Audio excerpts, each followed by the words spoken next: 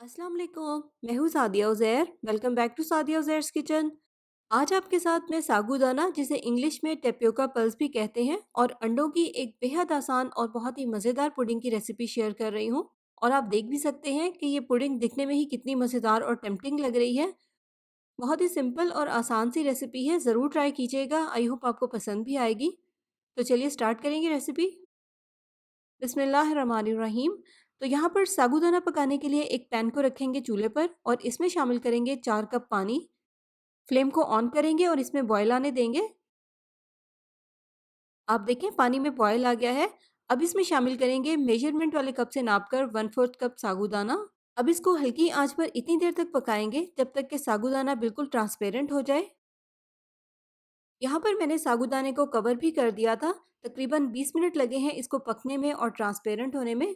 आप देखें ये बिल्कुल ट्रांसपेरेंट हो गया है।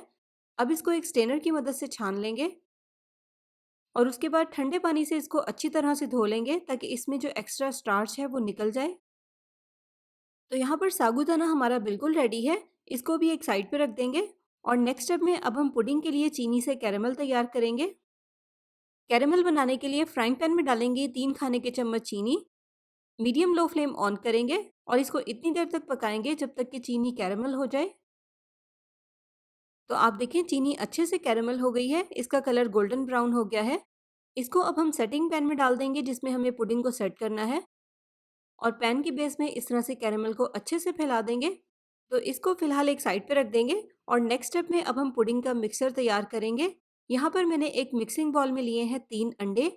इसमें शामिल करेंगे 1/3 कप चीनी, 1 चाय का चम्मच वनीला एसेंस और थोड़ा-सा येलो फूड कलर। ऑप्शनल है, अगर आप नहीं ऐड करना चाहते तो आप इसे स्किप भी कर सकते हैं। अब एक हैंड विस्क की मदद से इन तमाम चीज़ों को अच्छे से विस्क करेंगे। अंडों को यहाँ पर मैंने तकरीबन 3 से 4 मिनट तक बीट किया है। अब इसमें शामिल करेंगे 1 कप फुल फैट मिल्क और इसे भी विस्क की मदद से अच्छे से मिक्स कर लेंगे। दूध को मिक्स करने के बाद अब इसको एक बार स्ट्रेनर से छान लेंगे।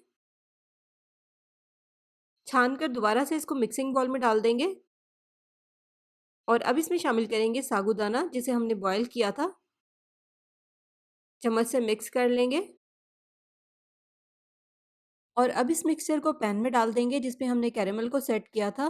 फॉइल पेपर से इसको अच्छे से कवर कर देंगे ताकि इसमें स्टीम ना जाए। ये देखें इस तरह से फॉइल पेपर को अच्छे से सील करेंगे। पुडिंग को स्टीम करने के लिए यहाँ पर मैंने पानी को बॉयल होने के लिए रख दिया था। यहाँ पर मैंने इसमें एक स्टील का रिंग रख दिया है।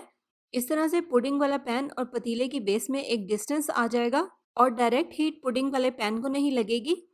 अब इसको हम कवर कर देंगे और फ्लेम को बिल्कुल हल्का कर देंगे। हल्की आंच पर 35 से 40 मिनट तक इसको पकने देंगे।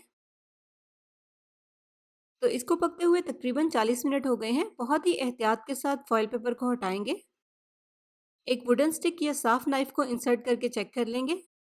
आप देखिए वुडन स्टिक बिल्कुल साफ है, पुडिंग बहुत अच्छे से सेट हो गई है।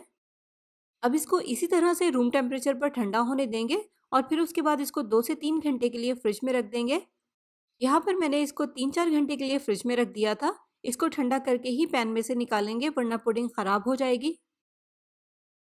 तो आई होप आपको मेरी ये आज की रेसिपी पसंद आई होगी। वीडियो को लाइक और शेयर ज़रूर कर दीजिएगा। अगर आप मेरे चैनल पर नए हैं या अभी तक आपने मेरे चैनल को सब्सक्राइब नहीं किया तो सब्सक्राइब करके ऑल नोटिफिकेशंस भी ऑन कर लीजिएगा। इसी के साथ साथ अपना बहुत सा ख्याल रखिएगा, दुआ में याद रखिएगा। Thank you for watching. अल्लाह हाफिज़।